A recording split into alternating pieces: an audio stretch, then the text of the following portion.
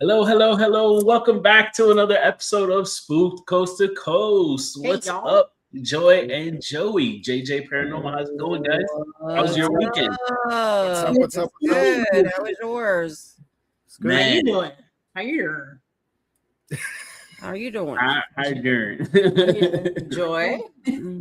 Trying to get these. Sorry, I have to mute it. I keep forgetting. I have to wait till it starts to mute it from the, because I have another window open. Yeah. And I'm all over the place. Yo, my people. How's you guys' weekend? What you been up?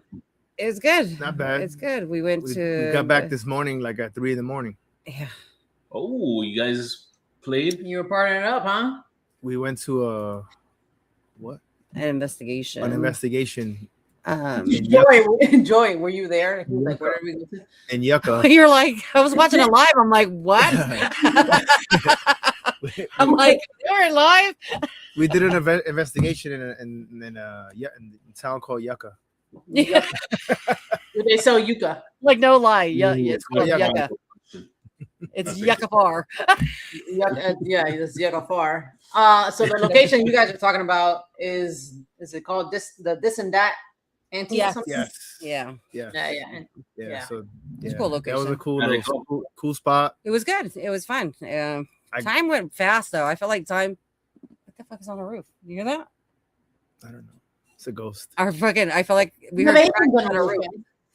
It's It was because you good. guys are having fun. That's Yeah. the rule. When you're Yeah. having fun, time goes by faster. When It you're goes stuck at way work, too fast. Yeah. the minutes feel like I hours. saw that. Thank you. But it goes slow when you're trying to investigate and people are starting to shop for stuff.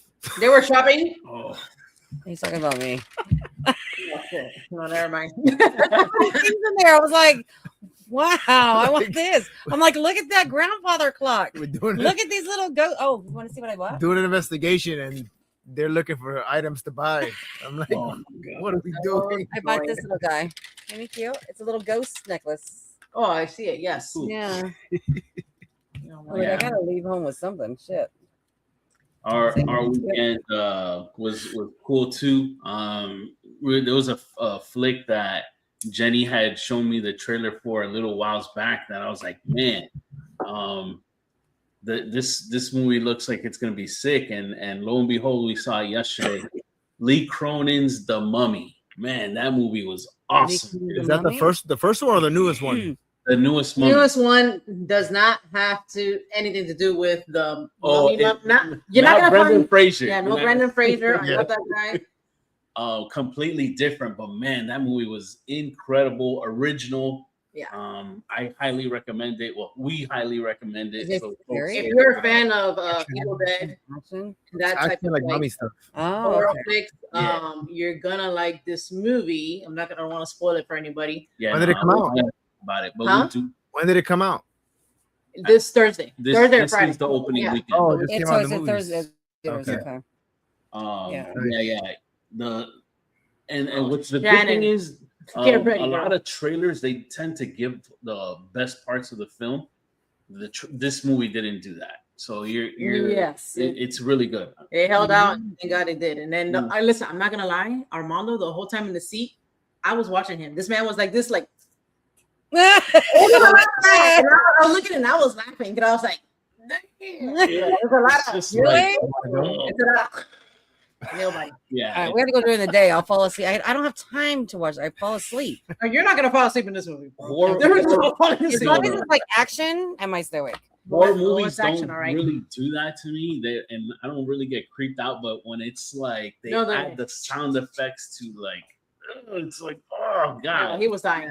Like Yeah. the whole time he was like, pins the needle. I'm just gonna tell you that. All right, we're gonna have to But it risk was it. sick. I definitely recommend it.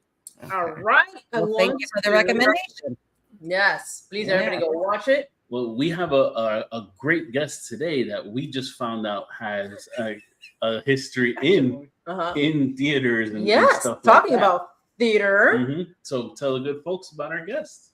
Today we bring on Dan Sturges, graduate of the American Academy of Dramatic Arts, worked in theater, still doing that currently to this day, and has also been in national and regional cable commercials. We'll find out which ones. interest in he has a big interest in Civil War history and exploring the history and in haunted battlefields. And you will know him off of Travel Channel's Paranormal Caught on Camera TV show. Everybody knows this. Everybody knows him. Also, and you can see him locally. I think you would be able to see him at New York's one of New York's most haunted houses. It's called the Merchant House. So let's bring on Dan. Dan, how's it going? Thank you, everybody, for being here. Yeah, thanks for having me. Hey, guys. Yes, I'm so excited to have you on. Thank you so much. Oh, thanks for having me. You kidding? Hold on. And Dan, correct me if I'm wrong, but you've been on Law and Order as well? Yeah. What? I used to love that show. Dude, that's awesome. Listen, if you're an actor living in New York City, and when I moved to New York City in 1988 or 89, I was going to school, went to grad school, went to the American Academy of Dramatic Arts. And if you're a New York actor living in New York City, you've been on Law and Order. You know, they're a great supporter of New York actors. They employ a lot of New York actors. New York actors are able to get their health insurance because of Law and Order. So, so whenever they call, you know, everybody's happy to jump up and find a dead body or, you know, get caught doing something you're not supposed to be doing. So yeah, they're great. And that was a lot of fun. And my mom likes to see me on TV, so she gets a kick out of it. Oh, that's excellent. I love that. What parent wouldn't love that, honestly? Really? Yeah. She's like, that's my son. Because all friends and I'll get calls from aunts and going, "Oh, we're so proud of you," and I'm like, okay, you know. Yeah. Also, Dan did commercials, right? Am I not correct? Yes, I did plenty of commercials. Commercials again are another great way to make a living in New York City. They pay a lot of money. They pay more money than like the Law and Order and stuff like that. So yeah, you can do well. You get a couple good commercials running and you're set for the year. So I want to know, would you buy what you were selling? Yeah. I sold beer, trucks. I can't afford anything I was trying to sell, but yeah. I like my favorite commercial is that guy, but I don't know if he's still doing the commercials, but he's like slapped everything. Oh, Flex Seal. Dude, that guy had like those guys. You know, like the "Can you hear me now" guy, and you know, like I was close to booking that, and he got it.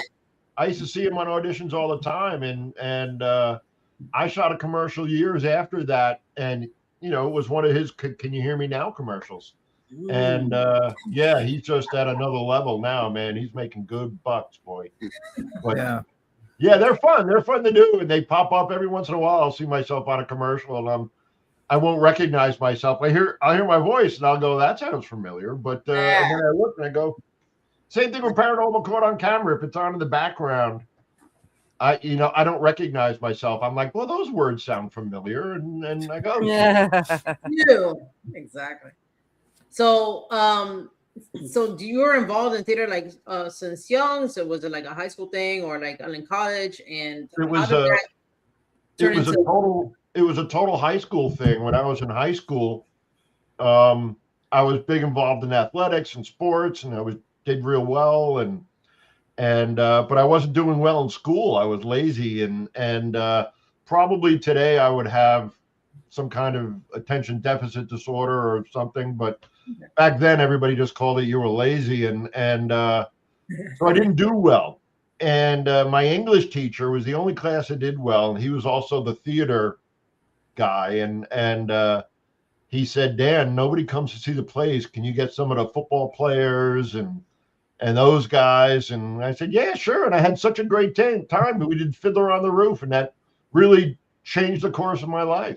You know, I was gonna, I went to college to play football, and I was hoping to go that route, but yeah, here I am. I started doing theater, and now I look for ghosts. So yeah, it's been an interesting journey. Have you investigated a theater by any chance? Oh my God, I investigated lots of theaters. I got to investigate the Ed Sullivan Theater where David Letterman and Stephen Colbert has his show now. Oh, wow. I did the Belasco Theater, which was really, really cool on 44th Street. So yeah, I've done lots of theaters, and it's great working in the theater. It's great because whenever you walk into a place, you can ask somebody, "Hey, any ghosts in here?" And somebody always has a story. Everybody has a ghost story. So theaters so are after really a show, I usually get to do an investigation or two, which is cool. Yeah. So how did you go from acting to paranormal?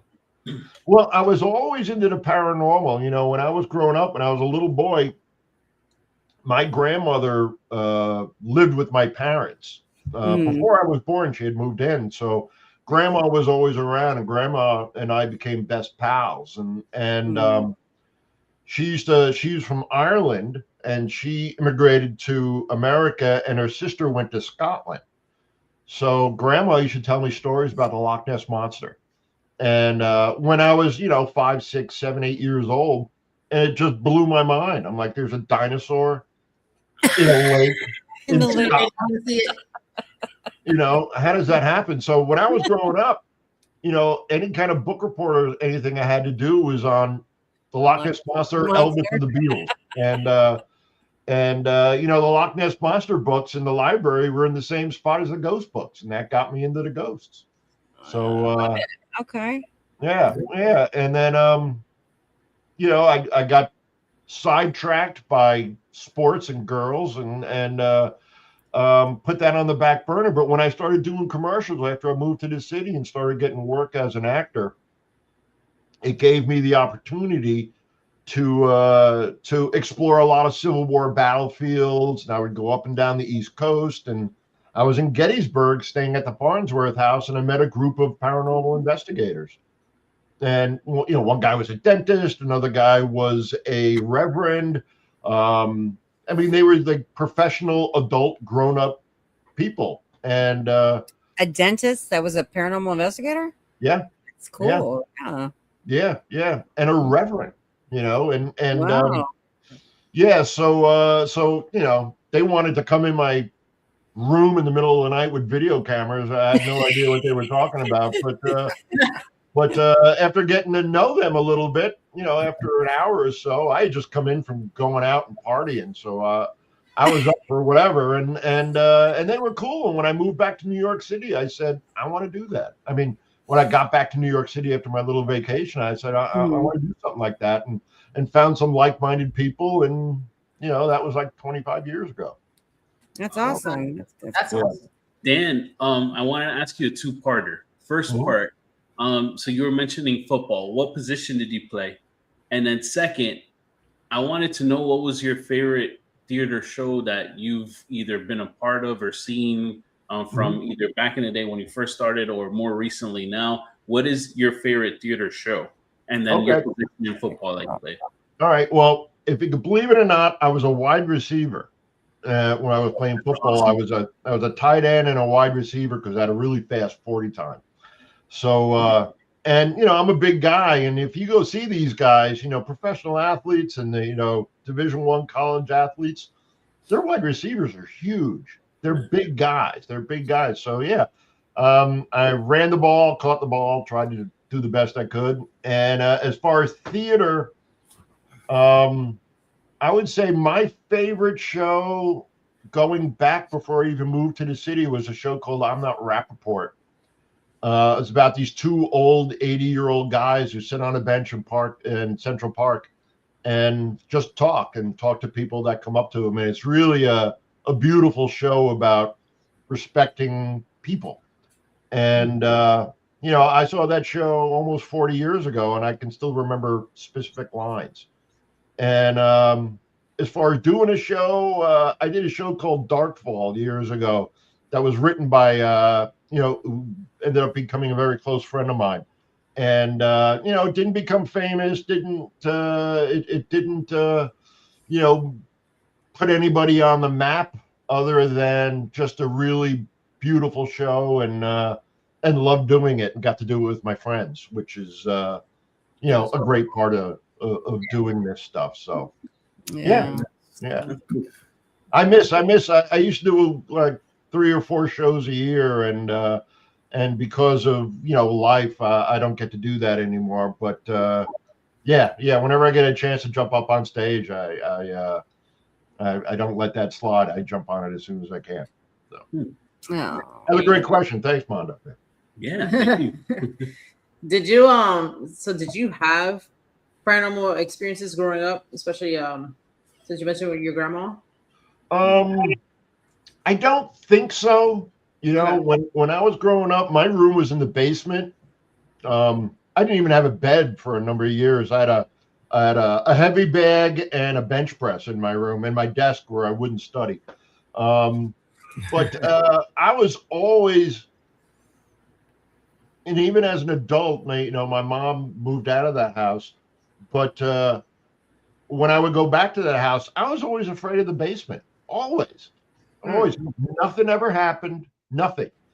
But if I ever had to go down to the basement, I would hurry past the room that I would sleep in. I didn't like sleeping in that room, and which is why we took the bed out of it and I just slept on the couch. I couldn't sleep in that room, but I don't think I had my true legit paranormal experience until I went on an investigation, and it was like 10 investigations into it where I actually experienced something. I heard me and another colleague, whose name was also Dan.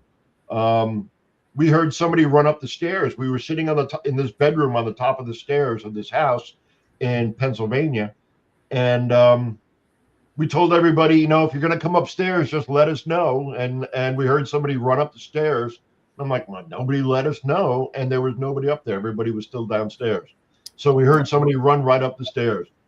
And we didn't realize we had a paranormal experience till a couple of minutes later. We were like, you heard that, right? Yeah, I heard that. You heard that. And there's nobody up here. And we're like, we had a paranormal experience. That's cool. Yeah. Running up the stairs, that's a good experience, I think. Because it's kind of creepy because it's so loud and you're like something that you don't see is And making there's nobody there. Yeah. noise. Yeah, we were like, who just did that? We just said, let us know if you're coming up the stairs so we don't have this situation. And it was a legit thing that was going on. And yeah, it was cool. So I think that for me was my first. I did have a visit from my grandmother, but I was dreaming it. I was 100% sound asleep. And but I think that's when spirits are, it's easier for them to connect with you when you're in that kind of dream state. And she came in and gave me a pep talk and told me everything that I needed to hear at that moment.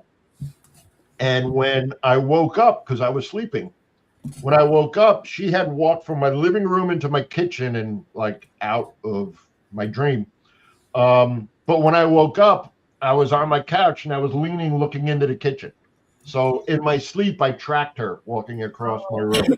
Wow. And it was her birthday that day. So she might have been on my mind, or maybe maybe that was kind of like a lighthouse speaking to her, and she was on my mind, and she saw I was thinking of her, and came down and gave me a good grandma pep talk. Oh. Yeah. Oh, that's nice. Yeah. You said, and she's from Ireland. My dad, I'm half Irish actually. Oh, right on. My dad's side is from Ireland. I'm trying to figure out when they came from over there. So I've been doing the whole trying to do a genealogy thing, trying to figure that out. Wow. If you get a chance, go over there. It's beautiful. Oh yes, Ireland. It's on our list. Wait, before we get to that question, I would be remiss if I don't do this for my father-in-law. Yeah. Speaking how we just brought him up. So our father-in-law and Dan, they have something in common. They're big Elvis fans. Yes. So please, we need to talk about your Elvis fandom for my father-in-law, her dad. Okay. What's your dad's name, Jen? Edward. Well, obviously Edward's got amazing taste in the arts. And, but yeah, Elvis, how can, like we were saying right before, I had to break up with a girl because she said Elvis was overrated. and I just couldn't look at her the same anymore. I couldn't take her serious. And and this was right in the beginning, so I was like, okay, that's a red flag. But and my obsession with Elvis could have been a red flag for her. But yeah, Elvis, before anybody did anything, Elvis did everything, and without him, we wouldn't have any good music today. So respect. I would love to investigate Graceland. We went there when I was young, and we almost got kicked out because I was taking flash photography. I didn't know we couldn't do that, but I was like 6 or whatever. She was young. Yeah. Oh, I'd love to go to Graceland. I haven't been, but got to investigate the Ed Sullivan Theater where Elvis performed. They shot him from the waist up, so I got to at least stand on the stage where Elvis was, which was cool. No, you gotta go down to Graceland. You'd be all day. I'm planning a motorcycle trip down there, so eventually I'll get down there for sure. So I gotta ask, can you give us your best Elvis impression? Okay, Jen, Mondo, any questions? No, I can't do Elvis. I can't do Elvis.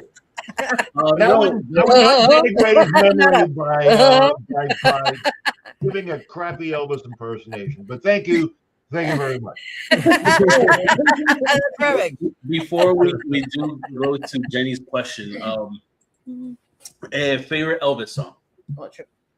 Favorite Elvis song? I love In the Ghetto, but If I Can Dream, the last song on the '68 comeback special, that's the best live performance ever on TV, in my opinion. It's amazing. Amazing. Go back and watch it. It's and at the time, 1968, when race relations were all squirrely, and I don't mean to use a silly word for that situation, but for him to come out with that song was pretty ballsy on Elvis's part. Yeah. So, yeah. Good choice. So we have I think a question in the chat. Go ahead, read that. So we have our good friend Jenny You got your good eyes on. I do have my good eyes on. Contacts. So Jenny asks, Dan, my team investigates a local 1920s active theater frequently. Any unique advice or tips from an actor for ways and methods to investigate from an actor's perspective? Thanks.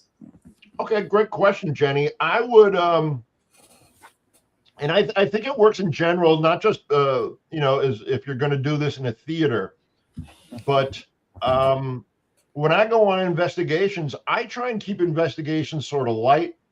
And, I never tell people don't, whisper or anything like that. Just talk normal. Most paranormal phenomena happens during somebody's regular day-to-day activities. So why make an investigation seem special? Just go about and do your thing, because that seems to be what's attracting the spirits. If they're interacting with people or people can actually perceive them during their regular daily events, do your regular daily events and try and do an investigation in the middle of the day. That's when people are awake to have these experiences. Do them during the day. Try and do them at the time they had their experience. Because everybody has a job and everybody works. We get stuck having to do them at night. But the best time, I think, to do a paranormal investigation is like in the middle of the day. You can see everything. That's when people have the experiences. You don't gotta, you got lights on. Keep your lights on. People have experiences and people perceive things when they're, cleaning their apartment and have the lights on. So why shut the lights off? It's just be friendly, be happy, try and create an atmosphere that would be attractive to a person to participate in. When we're dealing with ghosts, we're dealing with consciousness that has survived bodily death. They're people. And, if you're sitting in a dark room saying, give me a sign of your presence, I wouldn't interact with that. I'd be like, oh, they're kind of boring. I want to go where somebody's having a good time, or I would totally mess with them. But, I did that last night. No, I'm just kidding. I'm just kidding. Just talk like you're talking to a person, and I think that I think you'll be surprised at the results. You might Yeah, you might be surprised. You might attract some people, and not just say like with the merchant's house. I'm trying to contact the family that lived there, but we throw a wide net, and anybody that wants to come in and chat with us, come on in and say hi, and let's see if we can't figure out how all this stuff works, which is what somebody like me has been trying to do. I mean, it's fun to go out, catch an EVP, and hear footsteps, run up some stairs, and see your door shut. That's really cool, and I love when that happens. But I want to know how and why. How does that happen? How does that happen? Exactly. And I collect all my stuff and I send it out to people that are way smarter than me, and let them see if they can come up with any kind of reasons why this might be happening, which is why the merchant's house has been, a gold mine for me, which is rare in this field, as you guys know. Yeah. I think I like how you mentioned in the daytime, during daytime investigations. I feel like daytime investigations are more active than night times for the most part. Correct. That's what I've seen, experienced.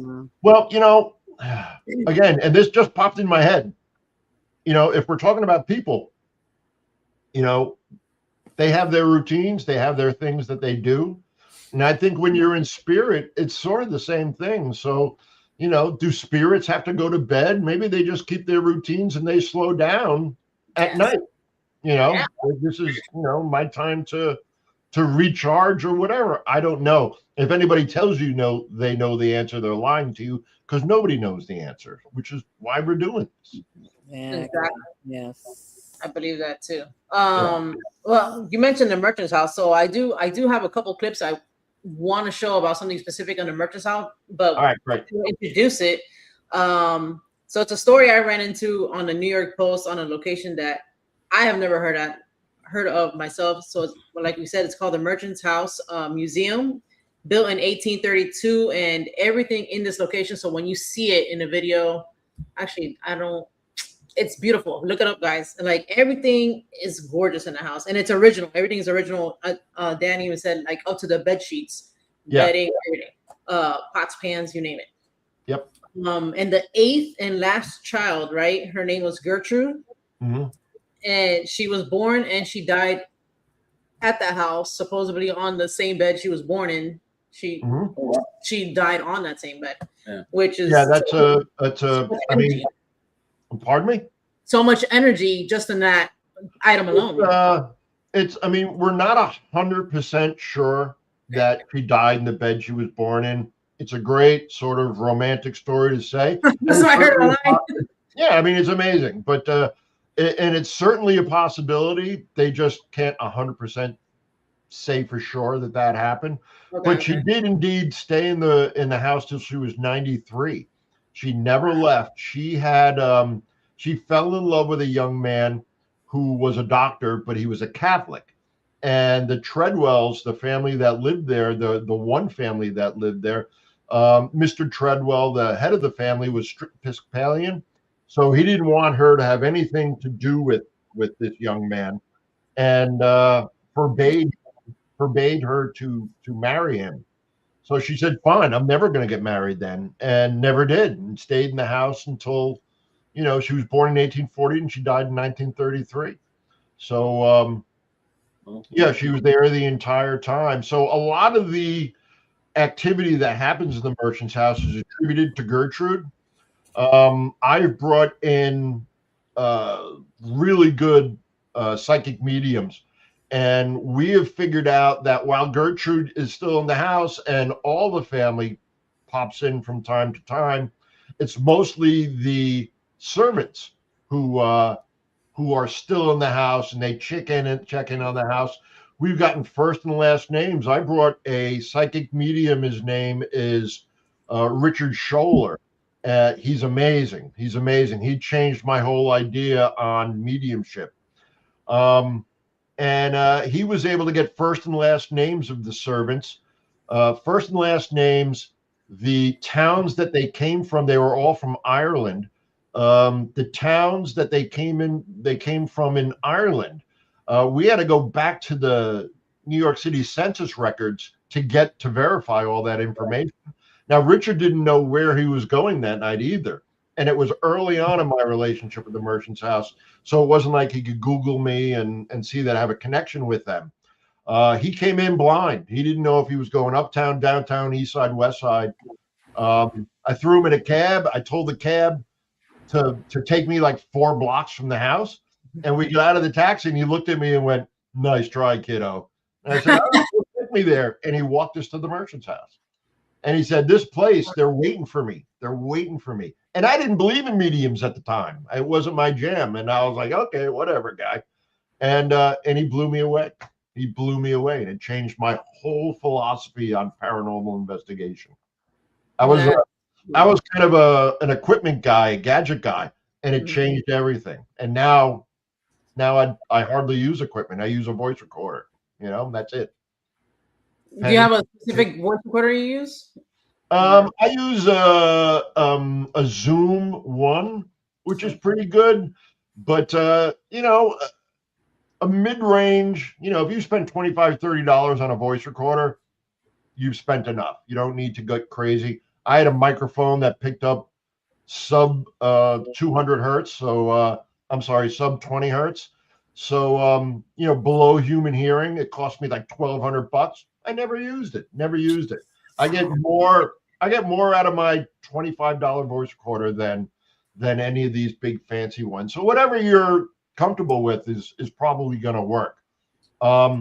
It also has to do with the spirits. I don't necessarily know it has to do much with the recorder because spirits don't have a voice box. They don't have a tongue. They don't have lips. They don't have the tools to create sound waves that are needed for a microphone to hear a sound. So why do you need a microphone on an EVP recorder? You don't. And all that energy is imprinted. So I think it's more about the person and your attitude going in on an investigation rather than the equipment that you're using. Oh, we believe that too. Like we get better results. You know, a lot of people like to provoke and stuff like that, and they really don't get like that great results. But spirit, I believe they know your intention and, you know, going in, and they're gonna answer you or like or respond well, I guess I would say. Yeah. You know, if some guy walks in the room, or if some woman or some guy walks in the room and they're an asshole, you know it immediately. And it's going to be the same thing with a spirit. If you walk in there with a, you know, with a bad attitude, they're going to know it, and they're not going to deal with you because why would they? You know, why would they? And why waste their time when you can be anywhere just by thinking about it? You know, that's what a spirit does. And if you could be anywhere, why would you be in a room with a bunch of people that seem like they're sad and asking you weird questions? Just talk. Just talk. You know, that's true. People get EVP on their voicemails. People get EVP, you know, just going about your daily business, and people are able to catch EVP. And so it doesn't have to do with the recorder, or it has to do with the person. I never get EVP on a recorder that I'm holding, and I don't know why. I've never caught one. Never caught one.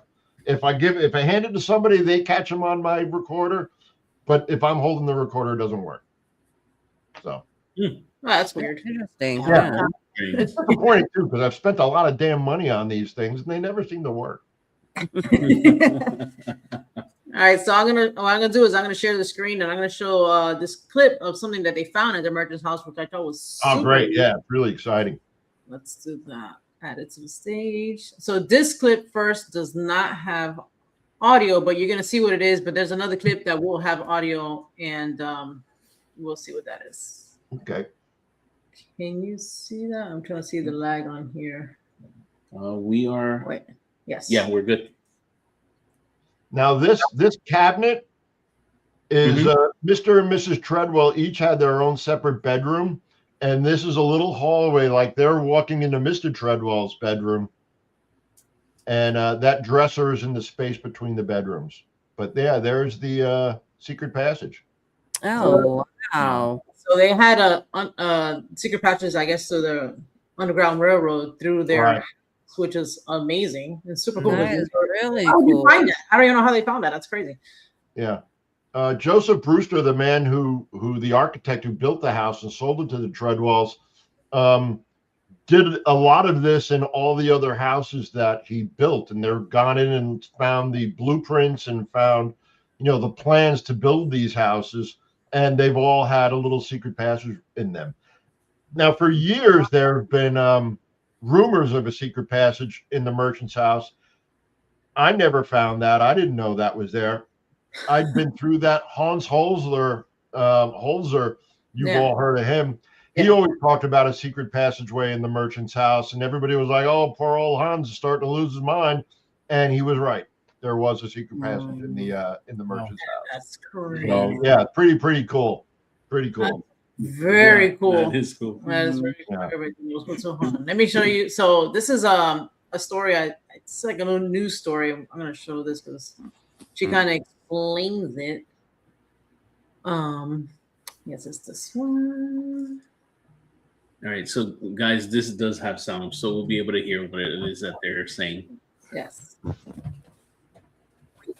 Oh, Did I we share the gotta screen? share the screen. I gotta share the screen, guys. It's not gonna work the other way. Hello. Okay. All right. Oh my God. Has just been discovered to be this dresser in an 1800s home has just been discovered to be a secret stop on the Underground Railroad. My goodness.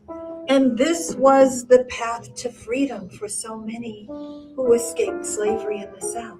What we've learned is that Joseph Brewster, who designed this house and was clearly responsible for this secret passageway, he not only designed this one, but when he was the head of the board of trustees at his church, they built another one down on Rivington Street. And then going down 2 stories by a ladder in an area that's 2 by 2. So what they did was they carried candles, and you will see wax drippings here as well as various places as you traverse the pathway. That's cool. And voila, you would never know. That is so That cool. is so. Yeah, that is wow. That's amazing. Wow. Yeah, the merchant's house is it's pretty indescribable what's going on in that house, and not just like the paranormal stuff, but the people that are keeping that house up and running, the staff, they're amazing. And I've been investigating there now since I think this year is going to be my 20th year there, 2006. Yeah, so it'll be 20 years I've been investigating there, and I'm telling you, every time I go in that house, something new surprises me, or I learned something not just about the paranormal, but about history or life in New York in the 19th century. Every time I walk in that place, I walk out a little smarter, which I need to go there more often. And it's really a wonderful place. And right now, if everybody watching can go to the Merchant's House website, I think it's called merchantshouse.org. They're in a fight for their life. They want to put up an office building right next to them, which would be touching the merchant's house. And, the front parlors of the merchant's house are so grand and beautiful, but they have all this custom plaster work and like corner molding and stuff. And all that stuff would just turn to chalk. It would just, everything would fall down. And they brought engineers, architects in and said, yeah, if you build this, you're going to ruin this house, this time capsule. And so the merchant's house is really fighting. So there's a petition. It takes about 30 seconds. Just sign your name to it and help preserve this jewel of the city. It really is. So they're still trying to do that. Oh, damn. I heard about that from it's been going on for like almost 12 years. Couple years ago. Yeah. That's the problem. At least down here, we don't have any history that's preserved. But I know, obviously, New York has a lot of buildings and stuff like that.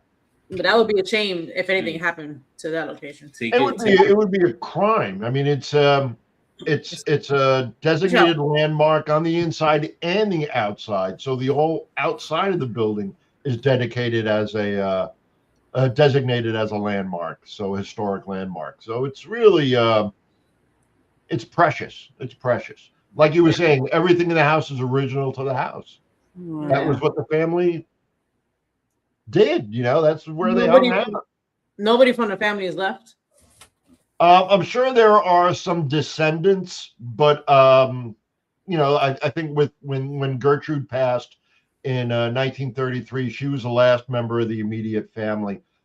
She never married, never had kids. A couple of the family, they had 8 children, and a couple of them never married and had kids. So, and they're buried in New York. I think Mr. Treadwell's buried out on Long Island, and I'm not exactly sure where Gertrude's buried, but there are some Treadwells still around, and I think there is a member of the family that's been to the house or has at least corresponded with the house.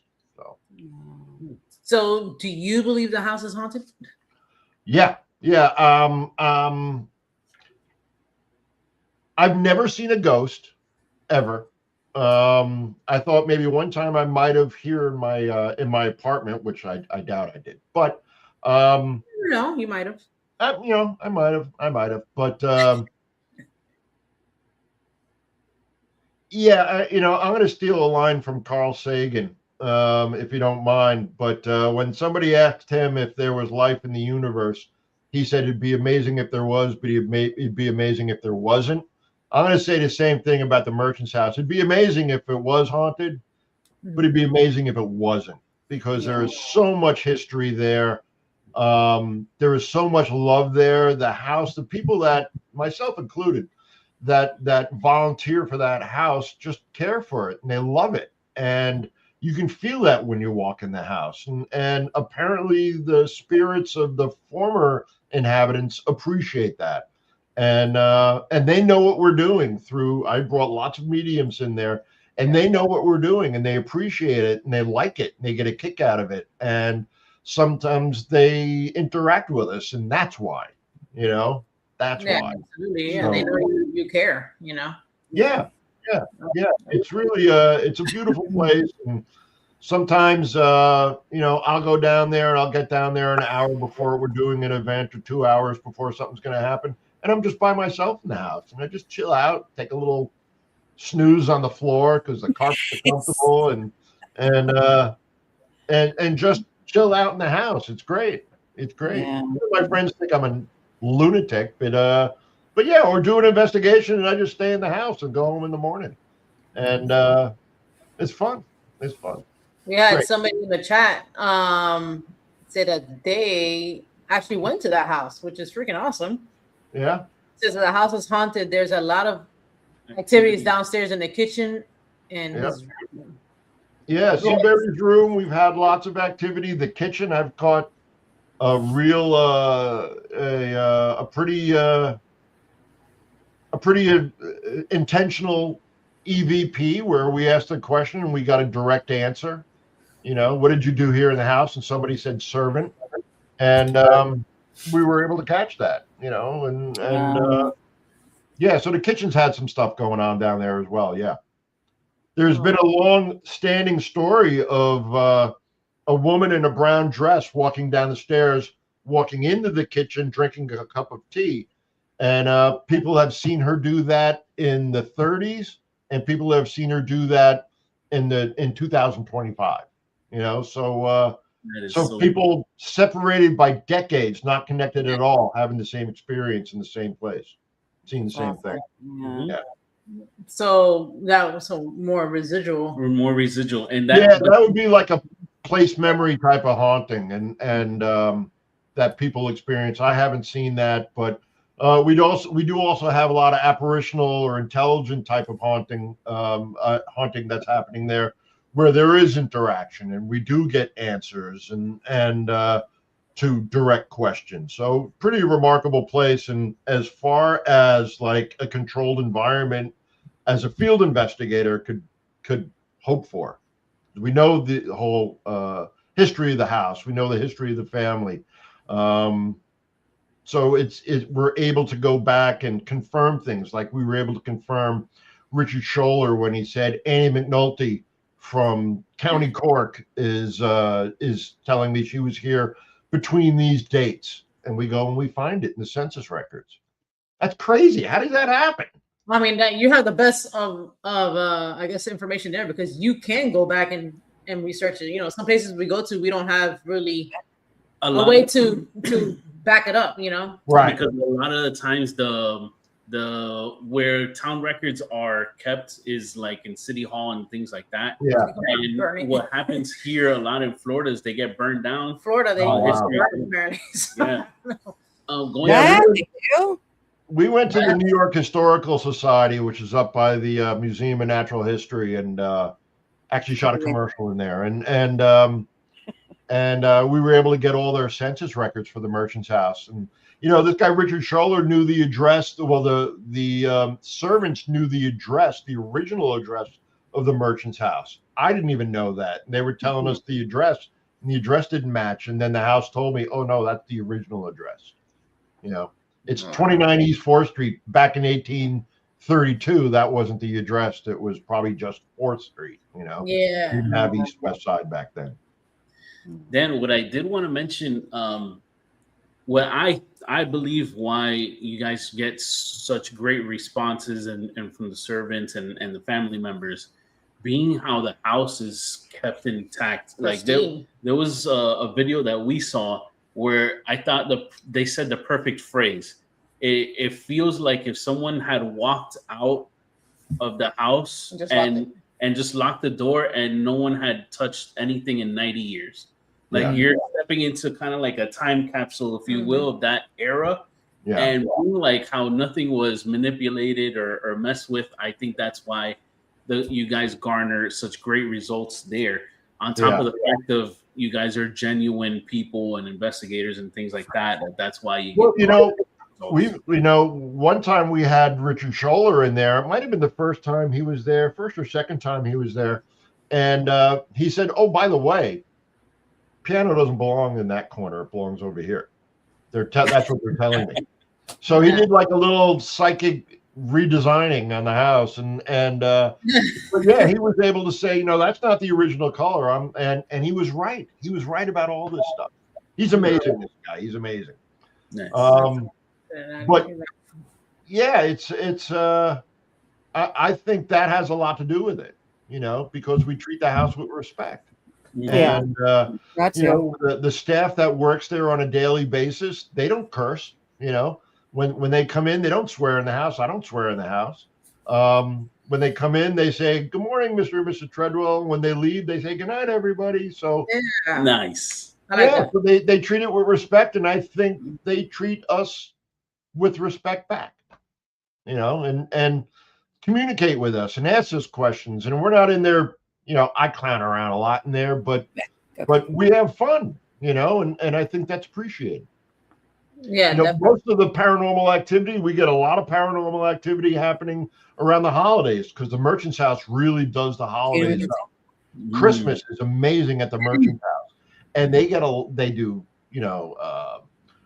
Christmas Carol play. They do their one-man show. They have lots of singing events, and choirs go in and around Christmas, and they get a lot of activity happening around that time. People watching the choir sing, see people that aren't there. They're seen full-bodied apparitions of people watching the choir. Wow. No one's there. It's nuts. Yeah. Crazy. What would you say is the most, if there is a most active room there from that house? For me, my room that I find the most action is Mrs. Treadwell's room. We've had a lot of great EVP captures there. They've caught some pictures that I think is a camera strap, but it looks like a flash of light going through the frame. I think it's a camera strap. But there is a picture that was taken by a doctor from Toronto, and she had visited the house before I started investigating there. So this is pre-2005. And took a picture in Mrs. Treadwell's room of a mirror. And she was just snapping around, and the mirror's got a face in it. Now, I sent it out. I know a lot of people that do digital forensic analysis, and they're examiners, court-approved examiners, or they work for the government. And I'm able to send them any kind of EVP that I capture, and they can verify it. That it falls within the human voice range. Sounds to me like it's coming from inside the room, but they can also do that with photographs. And I sent it out to them, and they said, this photograph isn't doctored in any way. And I think that the analyst said, I think that is something behind the glass that's causing that shape. But I have tried for years to try and recreate that photo and can't. The mirror itself is small, and to be able to position your reflection in that mirror, you have to be right next to it. And you can't do it. You can't do it in any other way. So it's one of the only ghost pictures that I've seen that I can't explain or can't create. That's neat. Before wrapping up on the house, what, I guess, pieces of equipment react really well there? Like, I know people maybe bring like REM pods or like tri-field and stuff like that. Like, is there something that they like to use or interact with the most? Have you seen? A good psychic medium, I'm not a gadget guy, and I know a lot of paranormal investigators, REM pods and the digital, graphs on the wall and all the different cameras. You don't need them. You need a good psychic medium, a pen, a piece of paper, and a level head, and you can do a great investigation. The guy that investigated, and I always have a brain fart on his name, the Borley Rectory. He investigated that place, back in the early 1900s, 1930s. He investigated that with a notebook and a pencil for a year, and one of the most famous investigations ever conducted. So I'm not a gadget guy, but I do bring tri-field natural EMF meters with me every time I go on an investigation, because you can't beat those. And other than that, a REM pod, I don't think a REM pod helps with anything.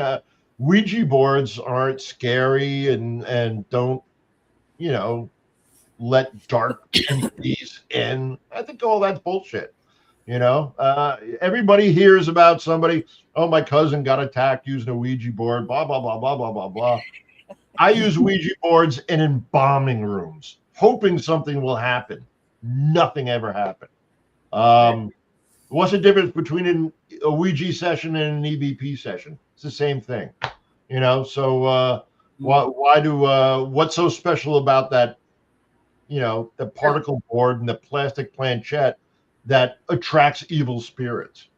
To me, I just think it's whatever the energy the person's putting. Like, if they want, I think when people use Ouija boards, it's kind of like already, for some reason, they're predisposed to connecting. They want to connect with something dark. So I don't know, maybe that's what happens. Well, but if you're expecting, people are afraid of things they don't understand.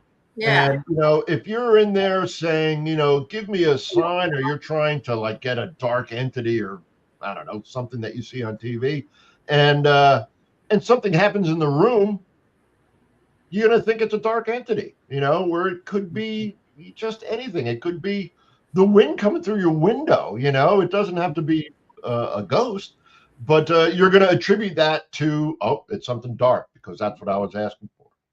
Yeah, exactly. And it's probably not even dark. It's, it's just a thing. It's just a thing that you ask for a sign and you got a sign, For how long did people think thunder and lightning was evil and was paranormal, until we figured it out? And one day we're probably going to figure this out, and we might be wrong. We might be wrong, but we might not be. And it only takes one case.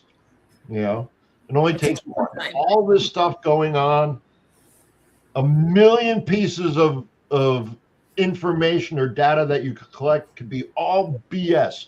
You just need one that's real. And that's what we're all hoping for. That's what I'm looking for. That one piece where you say, you know what? Nobody can argue this. Nobody. And we'll find that. We'll get there. Well, talking about that one piece of finding, I'm gonna ease into Paranormal Caught on camera. So, all right, yeah, because you guys watch a lot of clips on there trying to find something crazy. Trying to find that one, yeah. Exactly. So, how did you start with Paranormal Caught on camera? You know, I don't even know. I wish I had. I was getting lots of emails and about different shows and some. I got an email saying, "Hey, could you help us out and participate in this show?" And I was like, I thought it was a one-off. I was like, yeah, sure, whatever. They were shooting right down the block studio, so I went down. Great production company, and the show got picked up, and that was 10 seasons ago. So it's been a fun little gig, and we made it through COVID. But what's really cool about it is all the clips you get to watch, and some of them are sketchy. I'm certainly not going to say every single clip on there is for real and paranormal. No, I'm sure there are people that are trying to trick the cast of Paranormal Caught on camera. I've seen videos on there that sometimes you don't see me on the show because I'm like, yeah, that video, I don't know. I don't think that's legit. And so they don't use me. But there have been a couple of clips on there where I've gone, wow, that's real. That was real. And it's great. So yeah, I'm guaranteed I get to watch some vetted videos. I get to watch at least 16 of them every week. So wow. Yeah. That's awesome. And that's what's fun. It's not, you're not watching, the main shows that everybody watches and you're seeing somebody investigate. You're seeing clips of just the regular, person doing their thing, and it's amazing. Or not even that. Sometimes something caught on camera that's nobody even investigating. It's just happenstance, and it's just those are my favorite videos. I love when people catch things and send them in that happen like during a birthday party when something wasn't supposed to happen. We had a couple of seasons ago, my favorite clip. There was a guy, he was an urban explorer, and he would go around and visit these old abandoned houses. And he was in Georgia. And it was during the day, in the middle of the day, and he was with a guy who owned this property, and they were looking at this house, and he's got nothing to do with the paranormal, zero.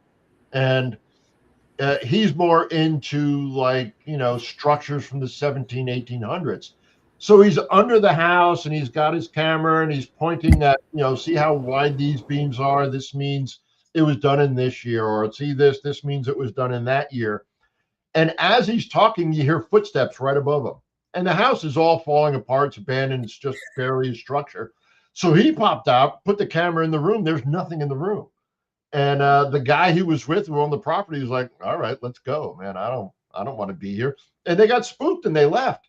And they were filming from their truck going, well, that was weird. And the door slams on the house. And they were like, okay, all right, let's go. Let's just get out of here. But they caught that when they weren't trying to. They weren't looking for spirits or ghosts, or they weren't a paranormal team. They didn't think the house was haunted. They were just checking it out and had an experience. And that, to me, those are the best clips. Those are the best clips. The paranormal teams, we get videos from them that are sometimes 90 minutes long, and they're boring, and they're doing investigations. And some of them are faked.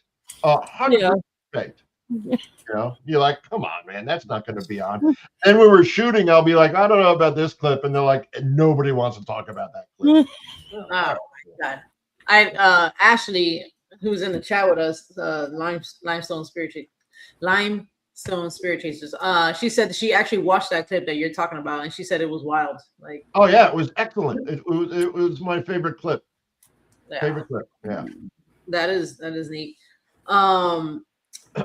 Was there any clips that left you like you're like, okay, how about this? Was there any clip that was so bad or maybe you don't want to say it, but so bad that you're like, bro, come on. Because there's sometimes they show. That's what he was saying. He didn't even want to talk about it at that point. Yeah. Oh, yeah, that's true. There's sometimes I'm like, how is this even on here? But then there's some that are like, yeah, they aren't really good. Yeah, there have been a couple, and just because I don't agree with it doesn't mean that it's a legit video, or a clip.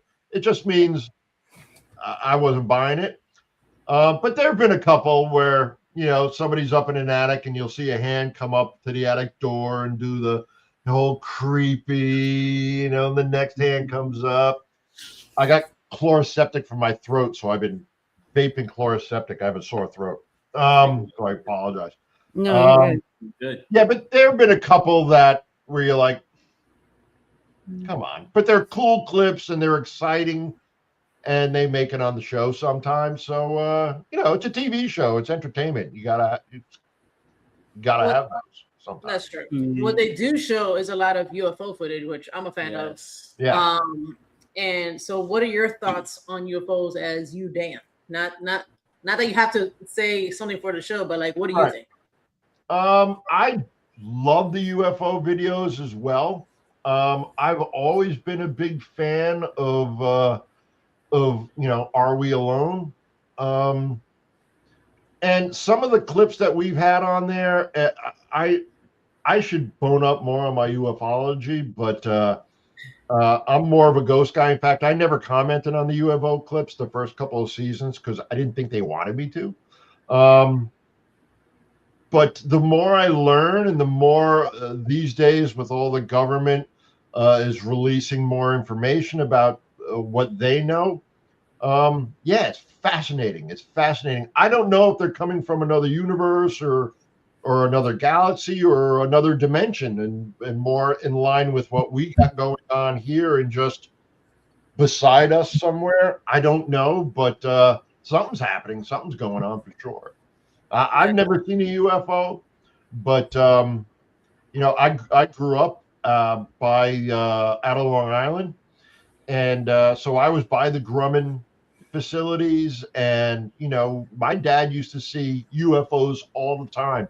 My dad was a fisherman on the Long Island Sound, and he would see UFOs, and it was the stealth fighter that they were testing, and they were flying over Long Island Sound at 4 a.m. My dad would see it. It didn't look like any plane anybody had ever seen. So those were UFOs. But I love the whole UFO thing and ufology. And I think what we're seeing now in the age of disclosure, I think we're going to get some answers pretty soon, probably sooner rather than later, hopefully in my lifetime. And I would love to know. Was that wow signal from the early 70s? Have you heard about the wow signal? Yeah. Was that real? Was somebody reaching out to us, or was that just a fluke of nature? And it would be cool to find out that no, there's another group of living things that are getting a hold of us. How cool is that? And supposedly, when I get an email, I mean, if we're getting messages from another galaxy, that's just amazing. That's just amazing. We shouldn't take it for granted. For sure. Supposedly that 3-eye atlas came from the direction of that wow signal that I do remember reading. Really? Oh my God, that's so cool. That's so cool. But nothing ever happened with the 3-eye atlas. I don't know. But either way, I find it fascinating. Yeah, we stopped hearing about that pretty quickly, didn't we? Yeah, we did. That is true. We might have had the Epstein files on that because we don't hear about them now either. Yeah, we're not going to hear anything on that too. It's in another galaxy and in own. How did they pick video clips, or do they grab anything, or is there certain criteria that you got to meet for that? I don't know what the criteria is for them, but the producers, they have a group of people that go on and there are viewer submissions. People send them in. Yeah. So I don't know how they vet them, but it does seem in the beginning of the season we have really, really good clips. So I think they might gather a whole bunch of them, and we get the good ones first, and and hopefully more good ones are coming in. But it seems like, especially this last season, the really good clips were in the beginning, and the last couple of episodes, the clips were, we had some good ones and then some not so good ones, I thought. But the team that looks for them, the Meeting House Productions, the people that produce the show, are the nicest people, and they're all like real versed in paranormal now and parapsychology. I'll talk to one of the producers and he'll say, well, to me, and that looked like some kind of recurring spontaneous psychokinesis. I go, where'd you come up with that? And he's like, you talk about that all the time. So, yeah, and another great thing about a little show like that is that it turns people on to the field, and it's got a little bit of everything. It's got cryptozoology, it's got parapsychology, it's got survivalism, it's got a little something for everyone, which is great. That's and again, the people are amazing. Yeah. Do you think some evidence gets dismissed too quickly? Does what? Do you think some evidence gets dismissed? Okay, are we breaking up again? We're breaking up again, aren't we? Oh, no, I got you. Do you think evidence gets We've been dismissed? cutting in and out this whole hour, and I'm like, what the hell? Do you think some evidence gets? That's me. That's totally me. I was like, fuck again. I did that to a buddy. Got a new cell phone. He called me up. Legit. He called me up. He goes, Dan, can you hear me? I got a new cell phone. And I went, yeah. And I hear him go, stop screaming. But yes, I do think, and I'm sure I've overlooked a lot of really good evidence. If something doesn't grab me right off the bat, I move on and save it. But move on. I don't have a lot of free time, so if something doesn't catch me right off the bat, I move on and save that for later. But yeah, I do think some stuff gets missed, and I'm sure I've missed it. I'll watch a clip on a show and I'll hear somebody talk about it, and I go, "Wow, I didn't get that at all." and go back and look at it and go, "You know what? Yeah, they were right." But we're all human. I'm not any smarter than anybody watching this or you guys. I might have some more experience and have read some more stuff or have taken some classes, but anybody can get to where I'm at. It just, you just have to have no social life, no friends, and you can get there. You too can get there. And you too. Well, you're pitching us like in the commercial. Oh my God, is this a commercial? Come on down. That's great. I wanted to talk to you a little bit about Gettysburg, because that's the only battlefield that we've ever investigated and been to. I want to go back. Yeah. So I know you like Civil War history. What's, out of all little places you've been to, what has been your favorite? Good question. I guess I'm a Gettysburg loyalist.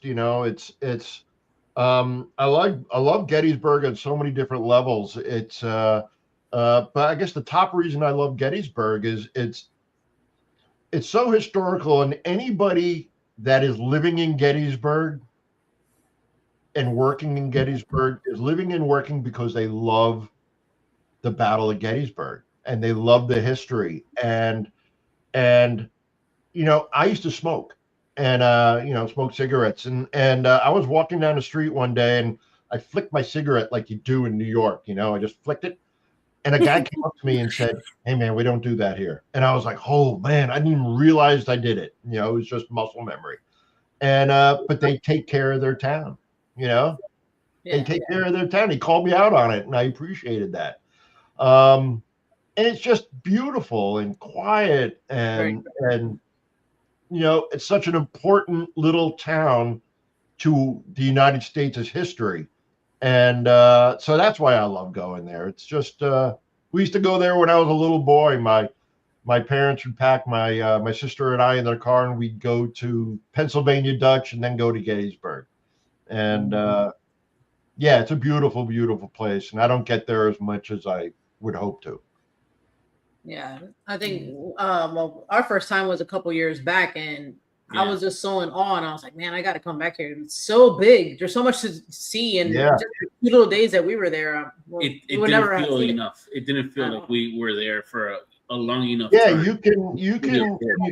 You can go there and stay 5 days. Usually, when I go, I'll do 5 days, and do something different every single day, and it's amazing each time you go. It's I love it. I never get bored there.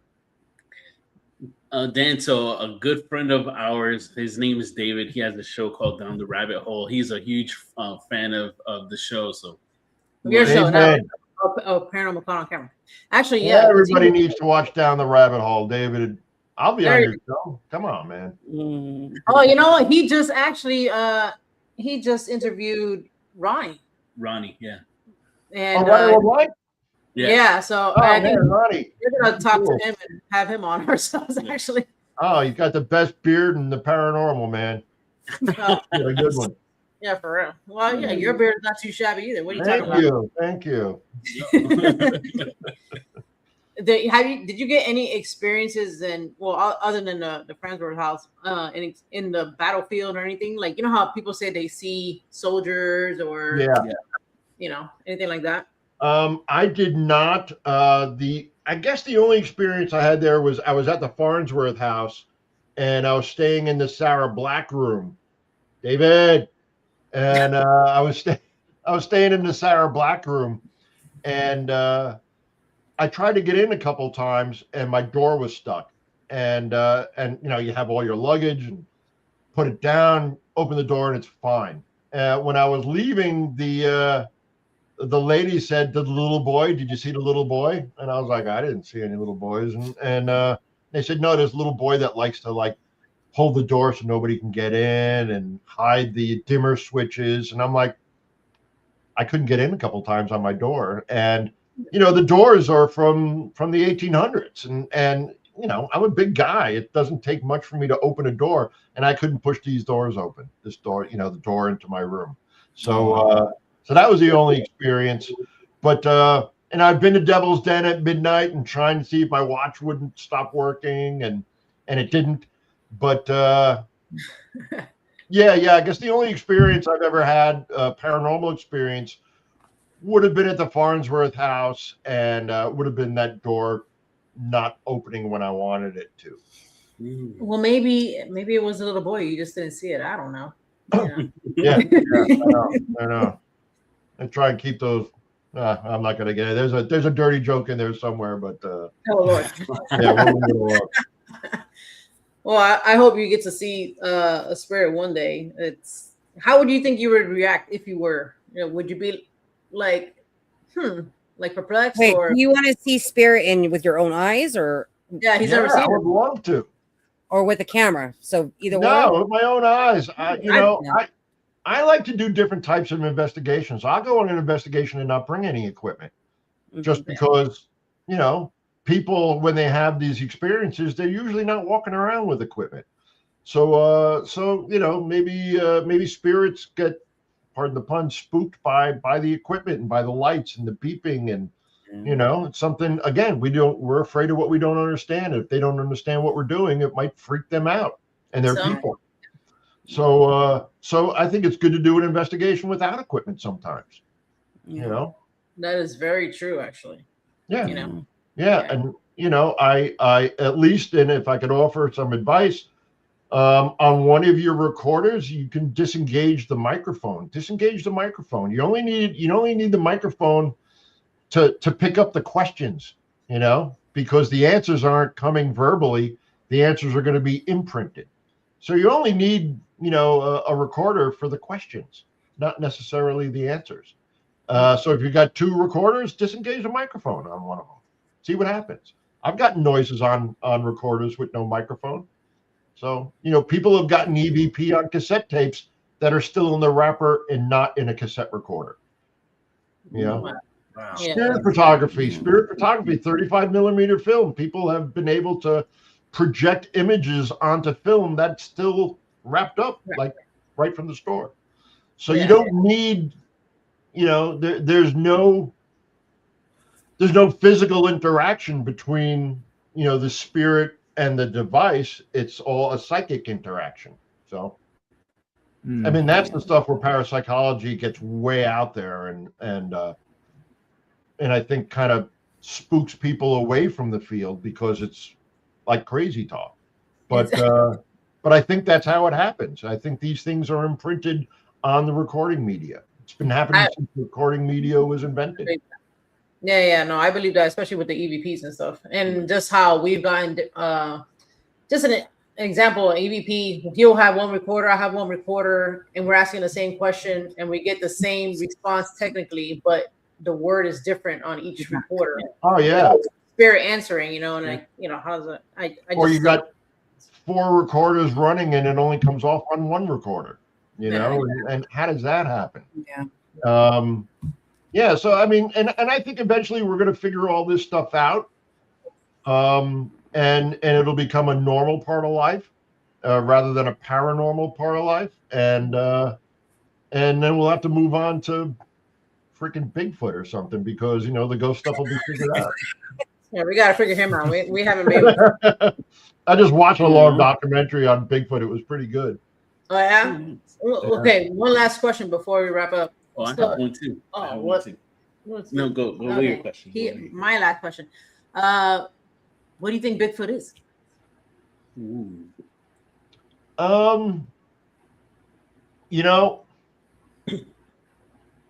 I don't know. I think people are having these experiences. People are seeing things. Things are being caught on camera, and so I don't know what it is. Again, if somebody tells you they know what it is, they're probably lying to you. It's their best guess.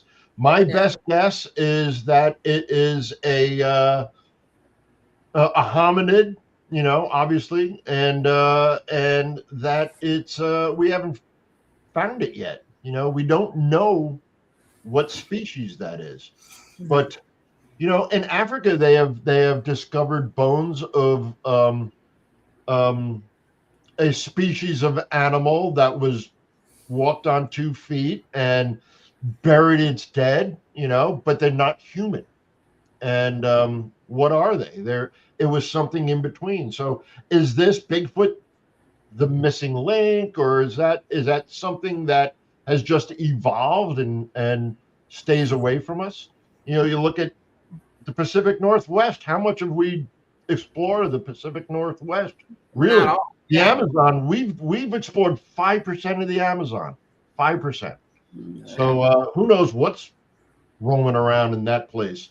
And I think Bigfoot, could it be something normal, like some weird species of bear, some weird species of primate? Maybe. But people are seeing these things. Something's going on, something's happening. And good for the guys going out and trying to figure it out. But you believe, though, there is a Bigfoot out there? I believe that there's something out there, and whether it's, you want to call it Bigfoot, Sasquatch, something hairy, there's something out there.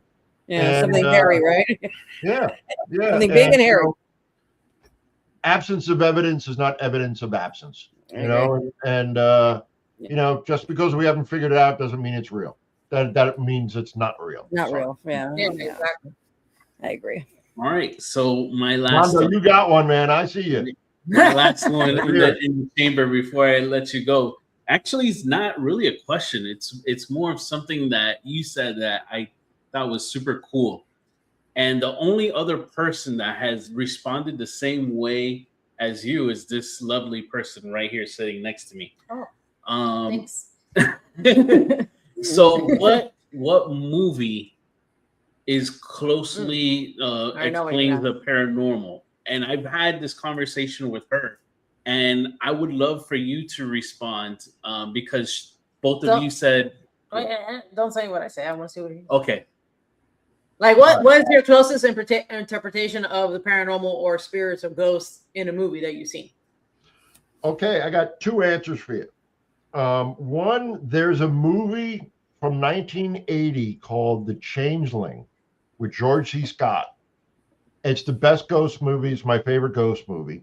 But they have a section in that movie where they have some investigators come in and perform a paranormal investigation, and they have a guy doing automatic writing. I thought that was really cool. The Orphanage, I forget who directed it, famous director. And then there's my favorite ghost movie of all time, and you're gonna think I'm just clowning around, but it's Abbott and Costello, The Time of Their Lives. It's my favorite ghost movie, and it's so close to what actually I think is what's going on. Oh, and Ghost, the movie Ghost was great. Yeah, it was great. Ghost was great. That's what Jenny had told me, and the more and more I thought about it, because when I watched it, I was young whippersnapper. I didn't really like. That was like a movie, but it wasn't until after I became a paranormal investigator, and I was like, oh man, there's more to this movie than it just being a good movie. And she's like, yeah, this is. And kind of my theories, you know what I'm saying? Yeah. And that's what I had wanted to talk to you about, is that way you can talk to the guests about it, or our viewers, excuse me. How kind of like when he's in the subway station, how he's trying to manipulate the can. And then with the penny too, with the door, it kind of is the closest that I would think in a film, where it's something that spirit is able to manipulate an object, trying to get somebody's attention, to communicate with them. So I wanted to get your that I was going to bring that up before you did. That whole explanation of that spirit teaching Patrick Swayze's spirit how to touch a can is right on, man. That's great. That's psychokinesis. And I loved the whole penny, when he moved the penny up, because the penny wouldn't go through the door, but he could go through the door. So that penny was keeping his finger from going through the door. I thought the movie, every time I watch the movie, and I just watched it a couple months ago, and I'm going, they must have had a pretty good technical advisor on there, and because a lot of that stuff to a ghost guy was pretty right on. With the medium, with Whoopi Goldberg's character, everything was pretty right on. How people were treating them when when they went to the cops, and the cops were like, you're out of your mind. That's that's for real. That's for real. What about the Sixth Sense? Sixth Sense. I figured it out within like the first 10 minutes. And nobody believed me. I'm like, Bruce Willis is dead. Bruce Willis is totally dead. But but a good movie, and I think a well-made film, a better made film than showing what the paranormal is. It was a great film with ghost stuff as like the co-pilot. But The Time of Their Lives, Bud and Lou. It's just a great, funny movie. But their interactions with the physical world was really, really interesting. And they filmed that back in the 40s, so they weren't sort of tainted by all the shows now and all the movies now. This is what they were going off of. Not long after the spiritual movement had sort of simmered down a little bit. So those are great. But The Changeling, watch The Changeling. It's got the creepiest scene of any scary scene, and it has to do with a red ball.